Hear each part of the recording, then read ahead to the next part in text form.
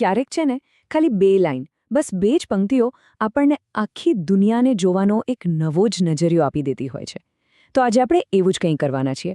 મનોજ ખંડેરિયાની એક ખૂબ જ જાણીતી ગઝલના ઊંડાણમાં જઈશું અને એ સમજવાની કોશિશ કરીશું કે કેવી રીતે સાવ સામાન્ય લાગતી વૃક્ષની ડાળીઓ કે પછી ફૂલો એ પણ એક આખી વાર્તા કહેતા હોય છે. આ ગઝલની શરૂઆત જુઓ, કેટલી અદ્ભુત છે. કવિ વસંતને કોઈ ઋતુ તરીકે નથી જોતા, ના, એ તો એને એક મુસાફર, એક યાત્રી તરીકે જુએ છે. અને આ જે વૃક્ષોની વાંખીચૂકી ડાળીઓ છે ને, એ જાણે એ મુસાફરના ચાલવાના રસ્તા બની ગયા છે. અને એ રસ્તા પર જે ફૂલો ખીલ્યા છે, એ બીજું કંઈ નહીં પણ એ વસંતરૂપી યાત્રીના પગલાંની છાપ છે. વાહ, શું કલ્પના છે! તો તરત જ મનમાં સવાલ થાય, ખરું ને, કે ભાઈ આટલી નાજુક અને આટલી ઊંડી કલ્પના કોણે કરી હશે? કોણ હશે એ કવિ જે પ્રકૃતિને આટલી સુંદર રીતે અનુભવી શકતા હતા? તો એ સવાલનો જવાબ છે મનોજ ખંડેરિયા. ચાલો ત્યારે આધુનિક ગુજરાતી ગઝલના આ ખૂબ જ મહત્વના કવિ અને એમની કવિતા પાછળની જે દુનિયા છે એને થોડી નજીકથી ઓળખીએ. જૂનાગઢમાં જન્મેલા મનોજ ખંડેરિયા, જાણો છો, વ્યવસાયે તો વકીલ હતા, પણ એમનો જીવ, એમનું દિલ એ તો કવિતામાં જ હતું. અને એમની સૌથી મોટી તાકાત શું હતી ખબર છે? એકદમ સરળ શબ્દોમાં બહુ જ ઊંડી વાત કહી દેવાની. એમની કવિતા વાંચો ને તો તરત જ સૌરાષ્ટ્રની માટીની મહેક આવે, અને આ જ વસ્તુ એમની કવિતાને એકદમ અલગ બનાવે છે.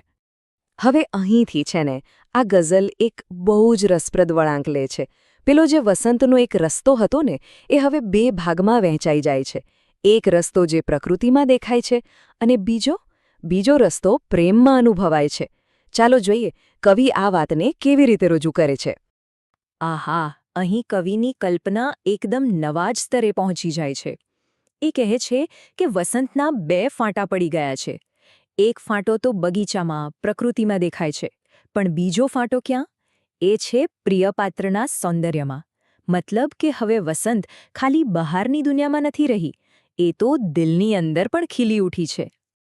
તો મતલબ કે અહીં 2 અલગ-અલગ દુનિયાની વાત થઈ રહી છે. એક તરફ છે બગીચો, એટલે કે પ્રકૃતિની બાહ્ય દુનિયા, જેનો આનંદ તો કોઈ પણ લઈ શકે. અને બીજી તરફ છે પ્રિયજનનું સૌંદર્ય, એટલે કે પ્રેમની એકદમ અંગત અંદરની દુનિયા. કવિ માટે તો વસંત આ બંને જગ્યાએ એક જ સમયે એક સાથે અનુભવાઈ રહી છે. પણ વાત અહીં પ્રેમ અને સૌંદર્ય પર અટકી નથી જતી. ના, હવે કવિ આપણને લાગણીઓના એક એવા ઊંડાણમાં લઈ જાય છે જ્યાં ખુશી અને ગમ, આનંદ અને ઉદાસી બધું એકબીજામાં ભળી જાય છે. આ પંક્તિઓ તો ખરેખર હૃદયને સ્પર્શી જાય એવી છે. જરા કલ્પના તો કરું, કવિ કેવું અદ્ભુત ચિત્ર દોરે છે. આંખમાંથી જે આંસુ નીકળે છે એમાં દુઃખ નથી, પણ આંબાની મંજરીની એટલે કે મોરની મીઠી સુગંધ ભળેલી છે. જાણે કે આજે તો આંખોમાં જ વસંતના આંબા ખીલી ઉઠ્યા હોય. એટલે આ આંસુ દુઃખના નથી, આ તો યાદોના ઉત્સવના આંસુ છે.